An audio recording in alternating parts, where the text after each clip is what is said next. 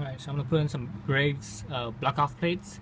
So basically you need to remove this right here. This right here, this hose right here is what connected to the airbox on the clutch side, clutch lever side. Disconnect this plug, electrical plug here, and you have to get some pliers and disconnect the hose clamps down on the bottom, down right here. Down on one end here and down on the other end here. So let me take this out. So basically it's this one right here and this one right here. So once you get, just basically just pull it out. You know, nothing is holding it except for those hose clamps. I already actually took off one of the plates here.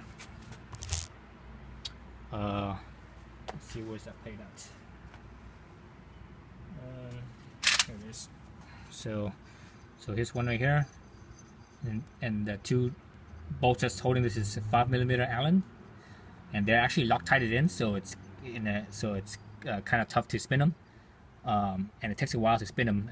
It helps if you push the radiator forward, and you do that by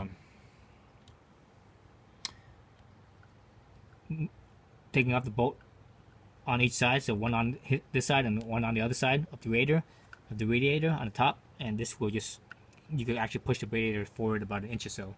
That'll give you more clearance to get in there. So I have the Graves plug here. Let's look at them. There's two of them, or two caps I should say.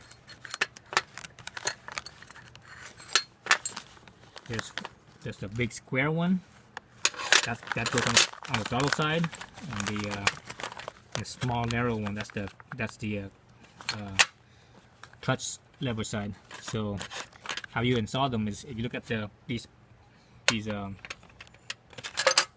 block off plates, there's a G on there, and the top of the G will be pointing at the top of the G will be pointing at the radiator. So the radiator will be right here.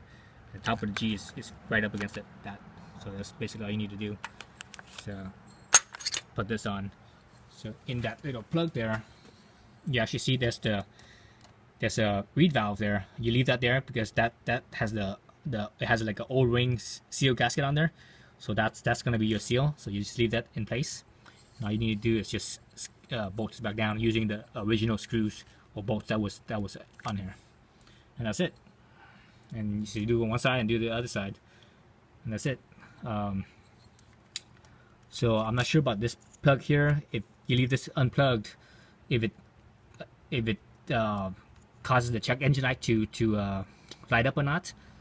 If it does, then you basically have to put that you have to put this valve back in place and just leave it plugged in, and you can leave these hoses off, and that's fine. It doesn't, it's not going to do nothing. It's just because it has to send the power through it. It's a two-prong plug. See that there's two tabs on there, so that way the power goes in there.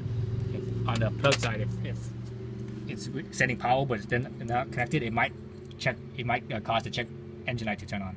So I'm not sure if it is or not. I'm gonna leave it off like this for now.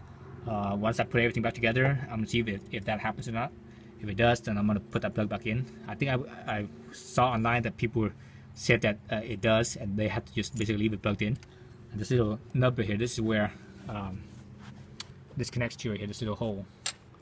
So that way you have a spot that holds this without the hose clamps. Alright, that's it.